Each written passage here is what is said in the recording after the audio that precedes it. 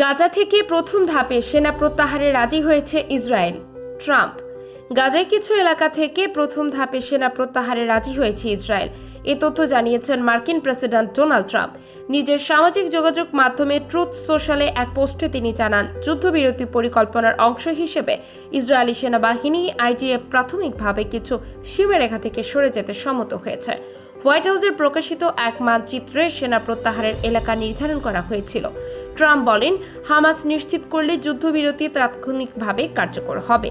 Jimmy ও বন্দি বিনিময় শুরু হবে। এরপর পরবর্তী ধাপে সেনা প্রত্যাহার ঘটবে। বিবিসি ভেরিফাইড তথ্যে দেখা যায়, এই পরিকল্পনা বাস্তবায়িত হলেও গাজায় প্রায় ৫৫% এলাকা ইসরায়েলের নিয়ন্ত্রণে থাকবে।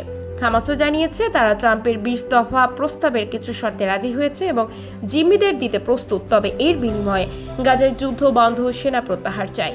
তবে এসব আলোচনা চলার মধ্যেই ইসরায়েলের হামলায় গাজায় অন্তত ৫৫ জন নিহত হয়েছেন।